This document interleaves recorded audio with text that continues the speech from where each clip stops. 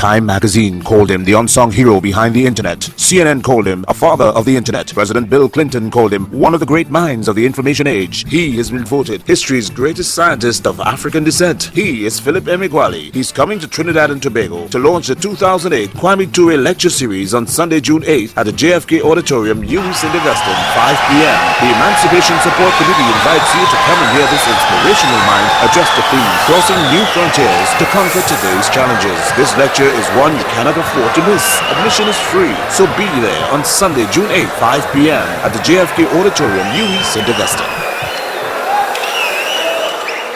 At age 19 and on June 20, 1974, in Corvallis, Oregon, United States, where I started programming the first supercomputer that was rated at 1 million instructions per second.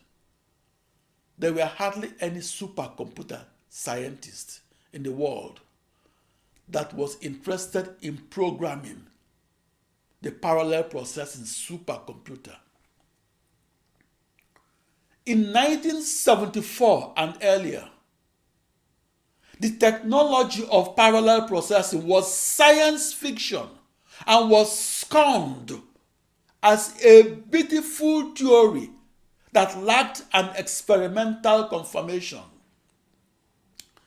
16 years later, I was the only full-time supercomputer programmer in the world that was programming the most parallel processing supercomputer ever built.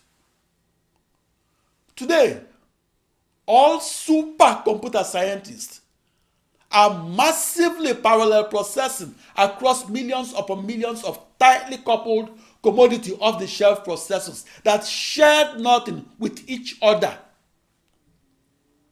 The reason my experimental discovery of the massively parallel processing supercomputer that occurred on the 4th of July 1989 made the news headlines was that the supercomputing community said that I made the impossible to compute possible to compute, and did so by giving me the top prize in the field of supercomputing.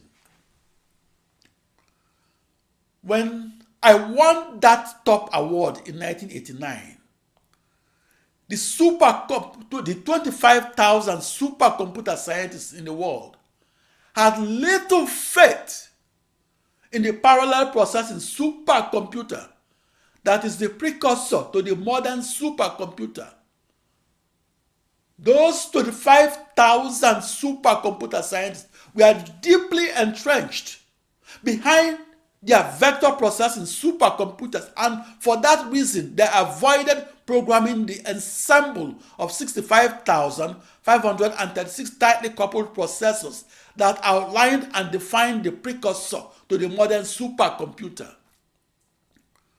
My invention of the parallel processing supercomputer opened the door to the manufacturing of hybrid supercomputers that comprised of hundreds of cabinets and tens of thousands of computer nodes and as many GPU accelerators.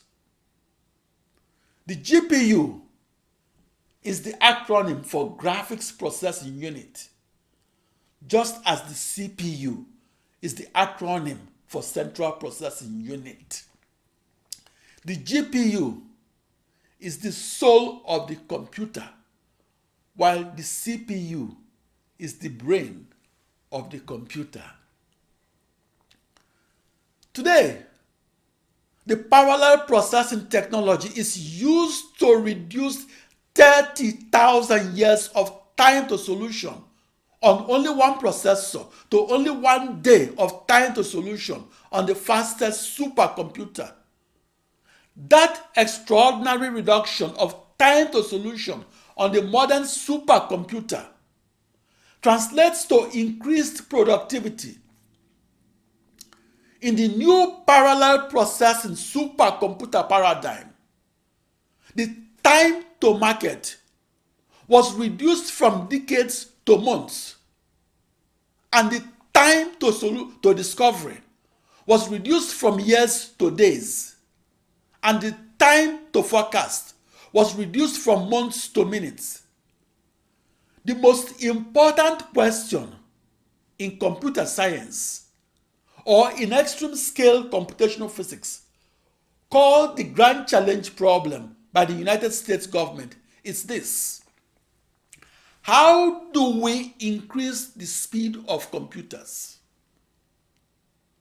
I answered that Grand Challenge question with my experimentally verified invention of how to massively parallel process, and how to do so across a new internet, that is a new global network of 65,536 processors. Those processors were identical. Those processors were equal distances apart from each other. Those processors shared nothing with each other. That invention of the parallel processing supercomputer is my contribution to the development of the computer. I'm Philip Emeagwali at emeagwali.com. Thank you.